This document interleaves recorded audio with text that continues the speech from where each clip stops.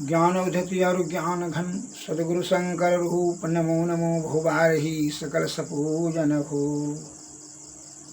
सदैव महानुभाव संत वाणी में आया है, तीन लोक नौखंड में गुरु से बड़ा न कोई, अकर्ता जो ना करी सके गुरु करे से हो। जो सच्चा शिष्य है उसके लिए, और जो छल कपट से आयुक्त है विषय भोगी शिष्य, पाखंड और कुबुद्धिर पाप ताप से भरा पड़ा है, वह छुट्टो बड़ाई करने प्राप्त करने के लिए महात्मा के संत महात्मा के शरण में जाते हैं। वो अपने आप को होशियारी जो है वह त्यागता नहीं है, गुरु के प्रति उतना उनको श्रद्धा प्रेम नहीं होता है, जिसके कारण से वही शिष्य को किसी प्रकार का कोई भी जो है क्या होता है, सिद्धि प्राप्त नहीं होता है। एक महात्मा जी के साथ में कम से कम 100-200 शिष्य जा रहे थे।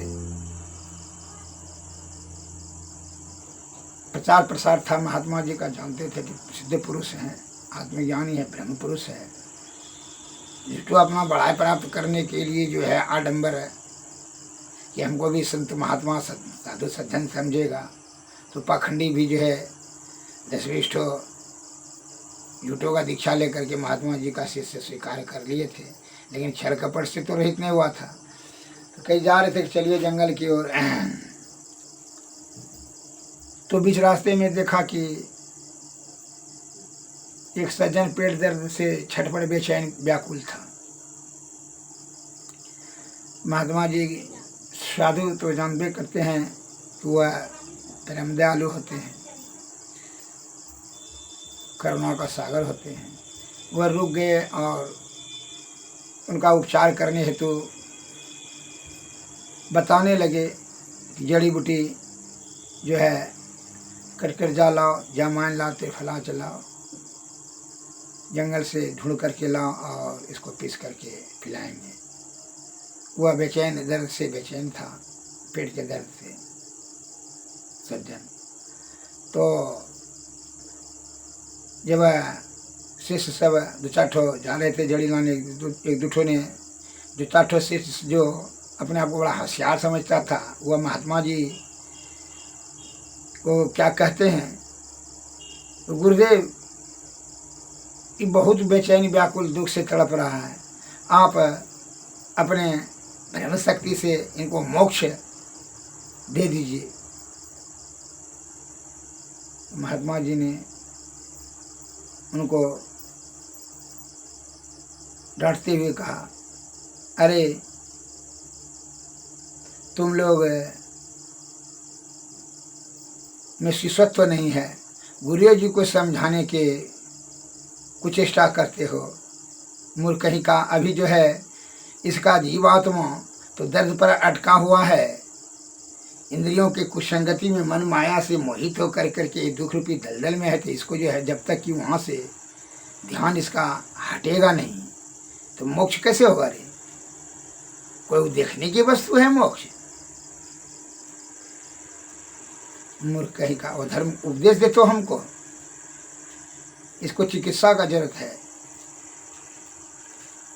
जो कि रोग शांत होगा तब ना इसको ज्ञान का जरूरत हो, ज्ञान दिया जाएगा। इसलिए संत वाणी में आया है, सदगुरु वैद्य बचन विश्वासा, असंयम नियम विषय नहीं आशा। विषय का परित्याग करके सदगुरु और वैद्य के वचन का जो अमल करते हैं उन्हें सफलता सिद्धि मिलती है। अतः वैद्य के वचनों को अमल करने से आरोग्यता प्राप्त होती है और सदगुरु के वचनों को अमल करने से मोक्ष की प्राप्ति होती है, आवागमन से छुटकारा मिलता है। संत महात्मा लोग कहते हैं कि सप्त धातु पर, वैद्य कहते हैं कि सप्त धातु पर विजय प्राप्त करके सप्त धातु को परिशुद्ध रख करके आप निरोगवान रहेंगे। सप्त धातु है रस, रक्त, मांस, मेद, अस्थि, मज्जा और शुक्र, 7 धातु। जब गंदा हो जाता है तो ही रोग होता है, तो वैद्यगण उसको शुद्ध करने के लिए बताते हैं औषधि, वो शुद्ध हो जाएगा तो आप निरोग हो जाएंगे। उसी भांति सप्त ऋषि पर विजय प्राप्त करके संत महात्मा बताते हैं कि सप्त ऋषि पर विजय प्राप्त कर करके आप सतलोक की प्राप्ति करेंगे। सप्तऋषि क्या है? तो सप्तऋषि है 5 ज्ञानेंद्रियां, रूप रस गंध शब्द स्पर्श, और 2 मन और अहंकार अंतःकरण इंद्रियां। 5 2 7। यह सप्तऋषि पर विजय प्राप्त करके ही आप विषय पर नियंत्रण प्राप्त कर सकेंगे। और जब विषय पर नियंत्रण हो जाएगा तब विषय अतीत, इंद्रिया अतीत होकर के विषय पर विजय प्राप्त करके ही आपका चैतन्य जीव यह परम बिंदु पर स्थिर रहेगा। नहीं तो विषय भोग की आसक्ति के कारण से वह आपको काम क्रोध मद मोह लोभ ईर्षा राग द्वेष उत्पन्न करते रहेगा और आपका जीवात्मा जन्म मरण के चक्कर में फंस करके नाना प्रकार का दुख को भोगेगा।